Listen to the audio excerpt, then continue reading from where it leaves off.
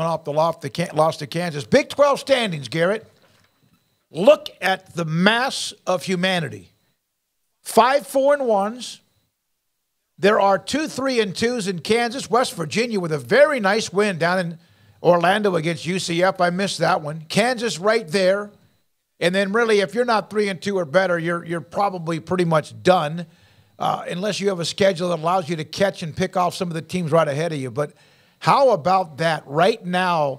And not everybody plays everybody because it's a larger, no longer everybody plays everybody's schedule. So there's going to be some intriguing potential tiebreakers along the way. Not everyone's going to end up in a 5-way tie. Well, I mean, alone this weekend, 1 plays 3, 2 plays 4, and 5 plays 6. Yep.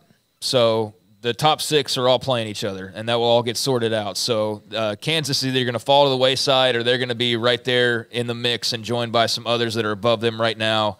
And then there's going to be some separation with the 5-1 loss teams. I mean, something has to give in Oklahoma, Oklahoma State.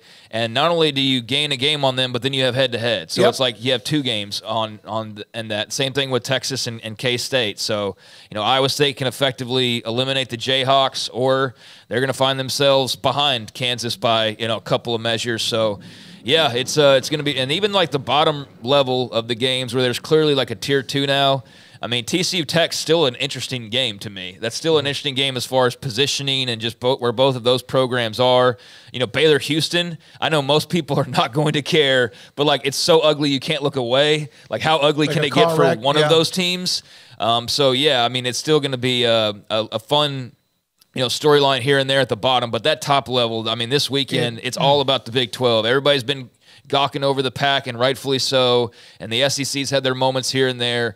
But this weekend, in my opinion, it's all about the Big 12 and the separation there at the top. Texas Tech and everyone below them on that line, they have, if they lose, obviously right now Cincinnati can't lose again.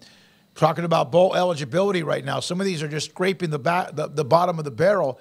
Everybody, Texas Tech and below, if they lose, they can't lose again to get in the bowl game. Yep. If they lose, they can't lose again. So Houston and Baylor, someone's going to have a 6th loss and can't lose again, and most likely both of those teams are not going to get to 6 wins based on what we see. No, I don't think so. I don't think based on what we see, and I don't know who wins that game. And then, for even Tech, I mean, they don't win that game, and then they got to go beat Kansas. They'd have to beat UCF, which is manageable. Then you got to go beat Texas, though. Yep. So, you look at just individually how that would break down. I mean, same thing for TCU and their schedule of having to go play Texas, having to play Oklahoma.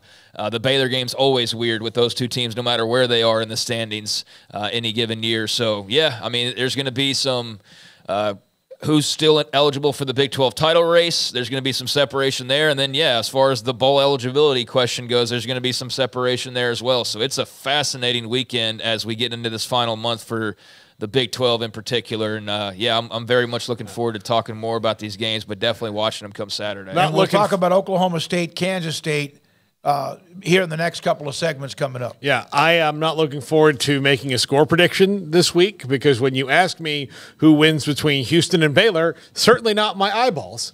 And that, it's just, I mean, and it's really hard.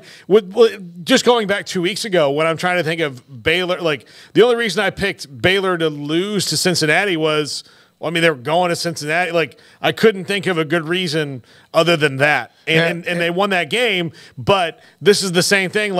I can't think of a good reason why either one of these teams would win this game. No, I did pick them to win at UCF and Cincinnati, and that's fortunate there because, oh, my God, it could have gone the other way.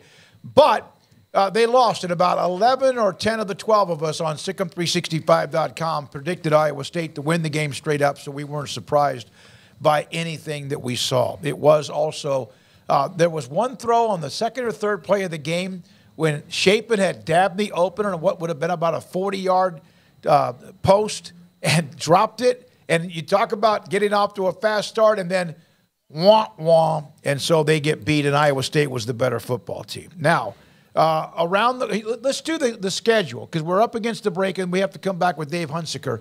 Here is the schedule coming up this weekend. Kansas State, big noon kickoff. Kansas State, Texas, and Austin. We mentioned that. Baylor and Houston relegated to ESPN Plus. That's happening quite a bit. There you have the game at night, KU and Iowa State, which is very intriguing. TCU and Tech, someone trying to survive there. You have OU and Oklahoma State, 2:30, right there. Should have been at night. BS, Bedlam at night should have been the case, in my opinion. But yeah, on ABC. You know, whatever. And then UCF 3:30 against Cincinnati, FS1. That's somebody's getting their first Big 12 Yep, win. absolutely. I mean, granted, it's against another new school. You'd rather it be against like one of the mainstays that you joined with, but you know, yeah, somebody's going to not be 0-6 in conference play in the UCF Cincinnati game. So that's actually big for different reasons. My early guess on that one would be, and I don't know why that one's in Eastern time and the other, well, I guess A is playing at Eastern time, but UCF would be the one I would think in that one because they don't finish well, but Cincinnati just can't get started. We'll have the top 25, the bangers and more, and should be fun. In fact, Texas and Kansas State is a banger. And then you have the teams right outside the top 25 in the Big 12 trying to get there maybe with Oklahoma State and whoever else. When we come back,